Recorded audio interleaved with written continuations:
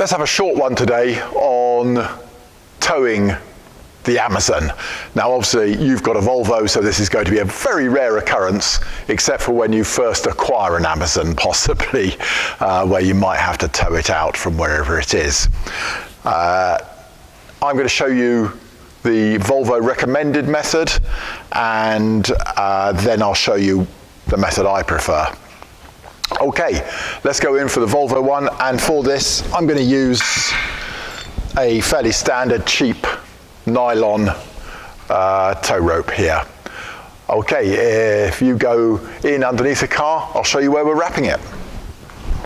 Okay, so Volvo suggests that you take it over that iron, over this iron, and then create a bridle in between. Now, I don't like this for two reasons. You can see there's a drop here from the iron to the bumper. So you are going to be putting a vertical force onto the bumper itself. And also, if you come out front, there, you are probably going to do some damage to your license plate as well. So, although that is good and strong, you're using the bumper iron that is in line with the chassis, so that's not going to, you're not going to damage that at all. But I do feel you've also, of course, got chafe there as well. That's my other problem. So, although if it's in a very benign situation and you're not using much force and for not very long, then I guess this solution is adequate. But I have two other better methods that I would much prefer. So let's go and have a look at those. Okay, so both my preferred methods expect use of an appropriate gauge of webbing. And this bit of webbing is 50mm, or in old money 2-inch webbing, and it's just a short piece just to connect to the car. And then my preferred rope is my old nylon twist that we've had for years since we left working at sea, to be honest. It was a bit of excess rope from some towing gear on board a ship. Anyway, let's go and have a look at my two methods. Under the car again. Or is it? I'm not sure it is actually. I think I am underneath the car, you're not. Okay, so my ideal is to put the webbing around the cross member, because then you really are towing on a very tough part of the car that is directly bolted to the chassis. So this really has to be the best choice. Now, if your engine is fresh, you've got fresh engine mounts, your bit of webbing should drop through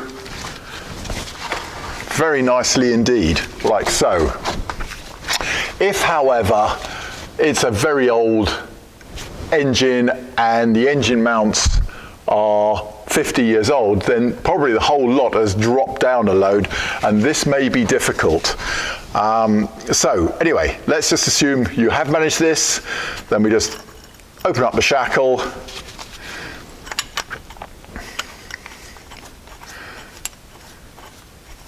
pop the loop through it, and then we can attach our towing rope to the shackle there. And that's a really strong way.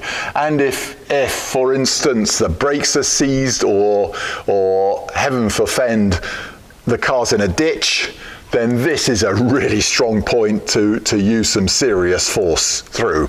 So very happy with that. However, if you can't get through your webbing through there, and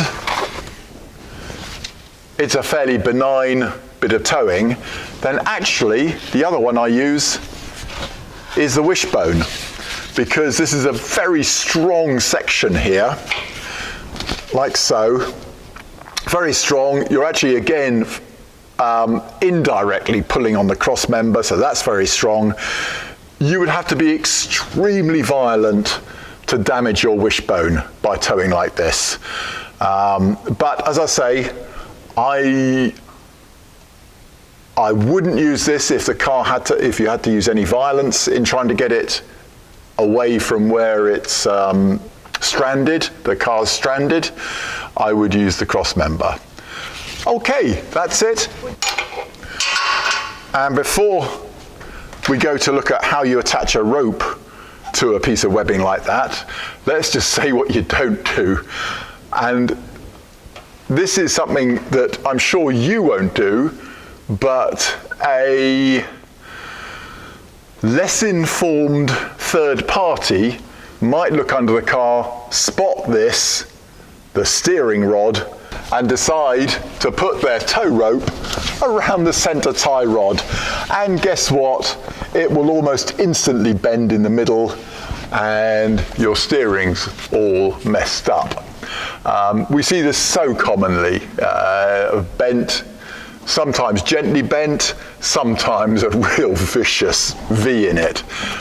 So you do not attach to the center steering rod.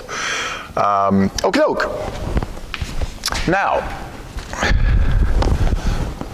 just to conclude, we have our towing strop in situ now. How do you attach your rope intelligently to that? Well,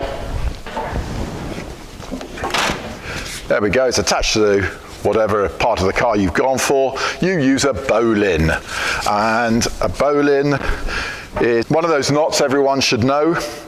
And there we go, through there, in there, back there, and there is a bowline.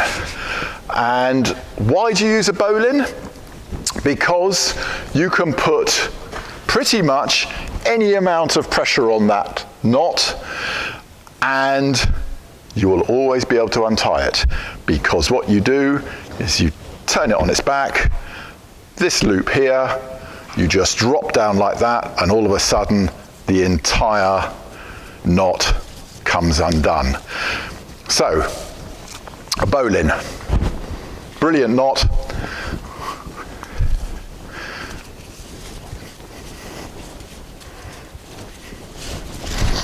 And that's what it looks like. It even looks a pretty knot. It looks an obviously professional knot, that does, and you'll always be able to untie it. So that is how we tow a standard Amazon P1800 PV and early 140 out. The later 140s have actually got a towing eye on the cross member. As for rally cars, we do something slightly different with rally cars. We've often got a sump guard there, so it's difficult to get at the cross member. And also, if you've only had a little off in a rally car, then you want to get to the tow point very quickly, very easily. And most navigators would say they'd rather get to it cleanly as well, rather than having to roll in mud.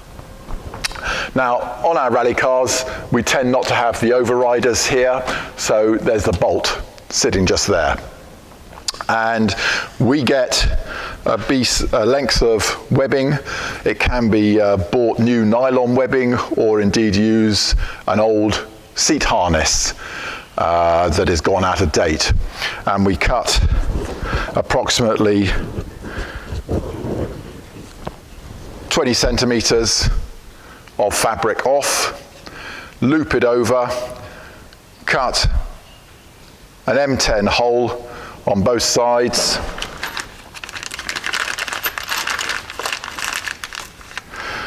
a very large penny washer, and then we simply bolt it through, which goes to that front long inline iron, bumper iron. And actually I will usually put two on, so you can bridle it if desired, or you can just go for a center point. So that's what we do on the rally cars, and of course that works front and rear, so it's very quick and easy access to both tow you out or to tow somebody else out using the back end. So there we go, towing the Amazon PV P1800 and early 140 out. Well, there we go, and thank you very much to Evan for suggesting that we film this. I hope that proves helpful to somebody at some point. Thank you.